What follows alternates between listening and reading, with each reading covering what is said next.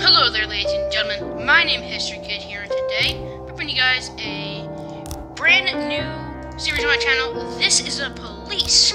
So we're going to be starting a brand new game. Day 1, July 15th.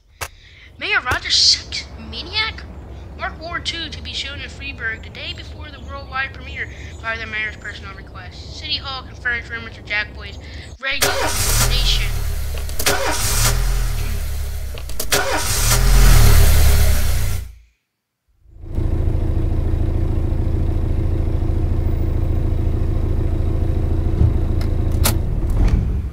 When I was a kid, my father sometimes told me at bedtime that if I closed my eyes and didn't open them for a long time, all the demons would blow away. Yesterday I turned 60, but I still take his advice. Not because I'm sentimental or want to keep the memory of my father alive. I just can't think of a better solution. To get away from all the demons that haunt Freeburg, I'd need to wear a blindfold 24/7. Plus, it's a good idea to act blind when talking to reporters. At least that's what my colleagues say. They're afraid of press conferences. But for me, it's more like a confessional. No matter what lies you tell, you're privately thinking the honest answers. Okay. It helps me remember who I am. The fact that I'll be reading all about it in the papers tomorrow is a small price to pay. Call it penance for the preacher. Okay, so sorry guys, I'm not talking. I just want you to listen to the dialogue. The dialogue is very good. Some great voice acting. I'm not going to play any music because I don't want to get copyrighted. This is the first time I'm afraid of those answers my mind has given me. Not because I'm mad I'm losing my job. Though it's true, I'm mad as hell. Not because I subconsciously blame everyone else. Though I damn sure do blame them. And don't even ask me what my next move is. I can't imagine. But even that doesn't scare me. The worst thing is, I know I'm gonna have to do something. I'll be damned if I know how far I'll go. I may have a lot of vices, but predictability isn't one of them. Okay, so the press conference is about to start. I learned a long time ago how to drive away the swarming demons. But what do you do when they're trying to rip your soul from your skin? Shutting my eyes tight as I can. The best solution remains the same. Play blind. I just hope the reporters think I was blinded by the camera flash. Okay. So as I said, we're going to get right into the press conference. Good morning. I'm going to say that. Yesterday, the mayor's office officially announced her resignation. Did this come as a surprise? Or did you know about it in advance? The mayor discussed it with me. Mayor Rogers told me that wants a fresh face running Freeburg PD. So no, it didn't come as a surprise. Do you already know the name of your successor? I think it'll be an apartment official, okay. It will most likely be one of my current employees. After the recent corruption scandal, your deputy, Francis Kendrick, said he was looking forward to resigning. The mayor offered him your position. Would you change it? No way. He's made up of his mind to leave. I don't see anything affecting that decision. Although Kendrick has declined it, many still believe that the police are cooperating with the mafia. No comment.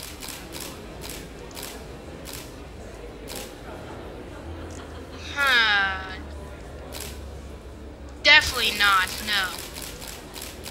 Okay, thank you. Okay, and that press conference was pretty damn well. How's the back today, Mr. Boy? Same as usual. How did the press conference go? You can read about it in the newspapers tomorrow. Don't let anyone in. Even Mr. Kendrick? Especially Mr. Kendrick. So, he walks into his office.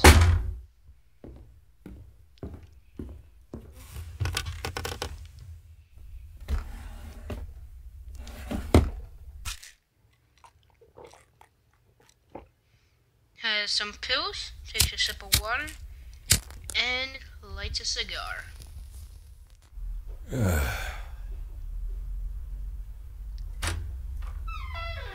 As soon as I heard the door creak, I knew what face I'd see. When I tell Emma not to let anyone in, there's only one man it could be. Rude, arrogant, no warning. That's Mayor Rogers in a nutshell. White summer shoes, white socks, white shorts, white polo shirt, and the white smile of a hungry shark. Mayor Rogers enters every room like he owns the place. Even the floorboards under his feet sound like they're creaking an apology. He never shied away from the odd corruption scheme. It's like the devil walks behind him. In the movies, the villains controlling the city play golf with the judges. Rogers plays tennis with them instead. That's about the only difference. Jack, I was hoping to catch you after the press conference. You ran away so quick. There's no smoking at City Hall. No reason for me to hang around. Well, this morning I signed a ban on smoking in all public buildings. Soon you won't be able to smoke here either. Wow. Soon enough I won't be here at all. That's what I wanted to talk to you about. The people of this city like you, Jack. The police chief of all people. Don't betray that, Jack. Don't get wrapped up in any schemes. Sit nice and quiet for the next 180 days, and you'll be remembered as a hero. That's the only thing that you still have left. Be the hero. Then how am I supposed to scrape together a retirement fund? You had a million chances to secure a luxury pension, one that even I would have envied, although I've never set aside any money for myself. I'm not planning to retire anytime soon.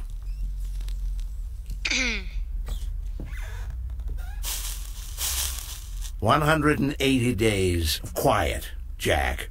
That's all I need. I don't have any problems with you, and you won't have any problems with me. Okay. I have a new assistant, Troy Starr. If you have something to tell me, call him. But try not to bother him. He's a busy man. I'll do my best. Okay, so this mayor's talking a lot. And quit of smoking crap. up the office. One of my friends will be using it soon. You've been talking a lot of smack. Oh no. Oh, I'm sorry, babe. Only the mayor has this number. Mr. Mayor? Yeah, is this Troy Starr? Yes? Go fuck yourself, Troy Starr. Oh. Okay. Day 2, July 16th, Tuesday. Jack Boyd, on his resignation, asked the mayor, "People await a fresh look from next police chief. Civil service wages won't be raised this year." So once again, we are driving to the office to get to work. Cops don't use the police station cafeteria anymore. There's some kind of stigma against sitting shoulder to shoulder with your partners. That's very strange. Everybody just takes snacks from the machines or grabs a meal and hammers it down in the corner like a vulture on a corpse. The main thing? Don't look into anyone's eyes. Could be construed as an invitation to sit together. The only people eating here are ghosts.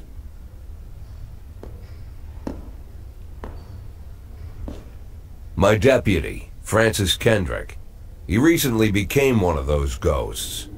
The subject of one of the most devastating corruption scandals in the history of Freeburg. No evidence to support the accusations, but everyone knows Kendrick's days are numbered. I need that file I asked for. Needs to be ready tonight. Francis didn't say anything, but I understood. Ghosts aren't supposed to talk. Besides, I got a feeling he was already finished. Okay.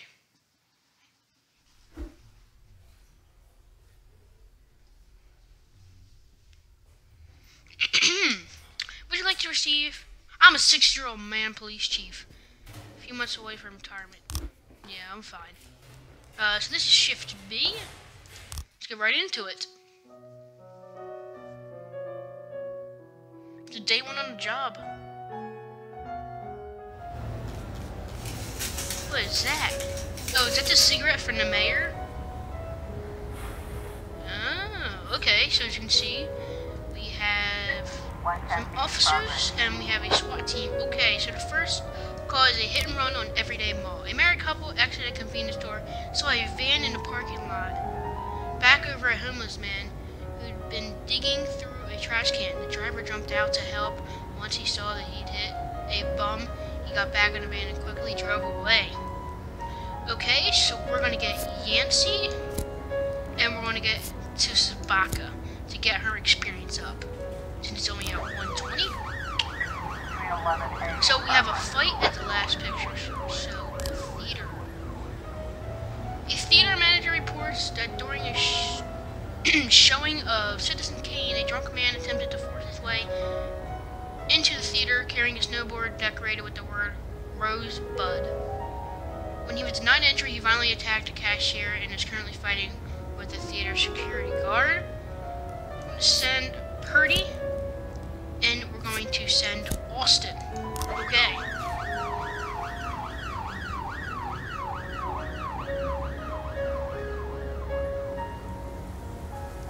So our police are still going out to the calls.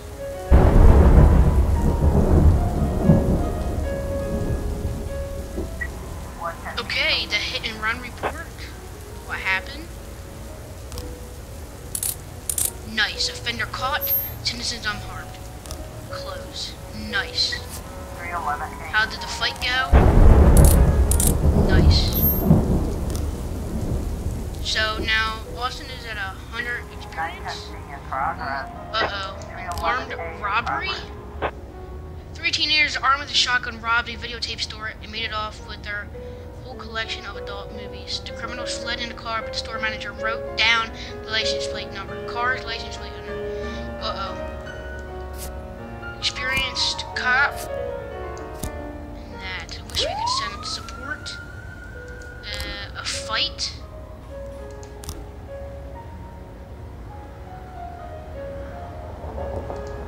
So, we want to send Yancy, we want to send Price.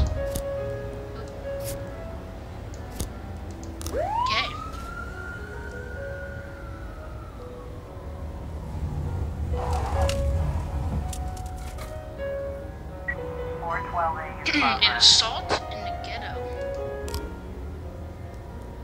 I'm going to send all 3 officers there. Vehicle in question is parked right outside the Brown residence. The sound of the moaning and the loud laughter. I'm gonna shout that the house is surrounded.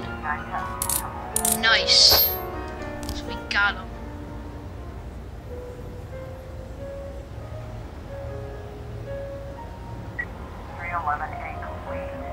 How did the fight go? Yes. So now Price is at 15% experience, and most of our officers are back. Okay, how did the assault go? He was caught. Yes. Okay. As you can see, we're at 20, and that's going to end the day.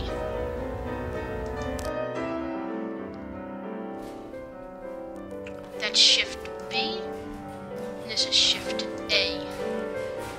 Alright, we're going to end the day.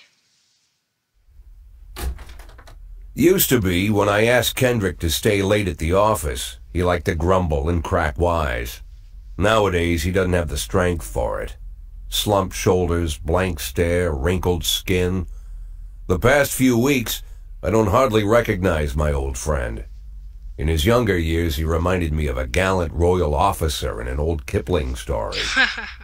Kendrick isn't just crumbling under the weight of the public pressure, but from the shame of it all. Internal Affairs raided the library he inherited from his grandfather, hoping they'd find buckets of cash stashed in the pages. Heard about the look on his face, the fearless policeman standing helpless in horror. I've known Francis for 30 years. The past 20 years he's played loose with the law. And I know that at a certain point every stolen dollar brings more misery than anything else. Probably sounds crazy, but I sympathize with the guy. What can I do? Your friends are your friends, and these are the waters we swim in. Okay. Called all of the people on that list today. Now they know you're in business, so you could get a call from any of them. You don't need to worry about any of them. I've cleared them all. And what kind of business are we talking here? It's kind of suspicious. It's nothing too serious, just like you asked. Should be just a few small favors. Payments will vary depending on the situation and who you're dealing with. How much are you looking to earn? $500,000. $500,000? Why not a whole million? Because everybody wants to take $1 million. Figured I'd try something different. $500,000 in 180 days? Well, you could earn it all above board if you netted all the big fish and hit all your bonuses. Never knew you for a fisherman. Well, you never got into my business, and I'm not trying to get into yours. But be careful about bringing in any other cops. Sooner or later, they'll put the finger on you. Okay. And one more thing, Jack. I remember what you said, but I should probably add one more name to that list. Christopher Sand. Uh-oh. Sand. Christopher G. Sand. Everyone knows the name, but few could tell you who he is. The old man stays away from the spotlight. Always wears old-fashioned jeans and knitted sweaters. Gives to charity. Rarely attends social events. An avid hunter, I hear. Even dabbles in poetry. You'd never guess he's the head of the oldest and most powerful gang in the city. Goes back as far as his great-grandfather. And Sand is strict about following the old rules. He rarely involves himself in commonplace murders and robberies. Hardly needs to intimidate anyone to get his point across. The people who work for him each have their sphere. They provide protection where needed, even work with the authorities when they want to make a deal. Meanwhile, Sand pulls the strings without getting his hands dirty. People sometimes mistake his quiet approach. A couple years ago, an arms dealer decided to expand its business without asking permission, and his whole family paid the price. Oh, no. In 4 weeks, Sand killed 31 people. Old men, women, even a few teenagers. And Sand's people made sure every paper reported it.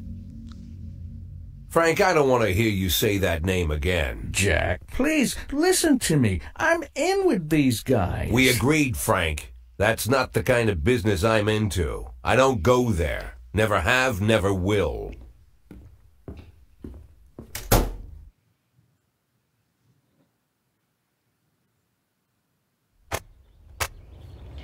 Okay, guys, so that's going to end the episode. Francis Kendrick announces retirement date. Legacy singer comes to Freeburg. Now, the reason I don't talk very much is because I want you guys to hear the dialogue. The dialogue is great in this game. So anyway, guys, thanks for watching this episode of This the Police, Blue Lives Matter. Thank you guys so much for watching, and I'll be seeing you guys tomorrow.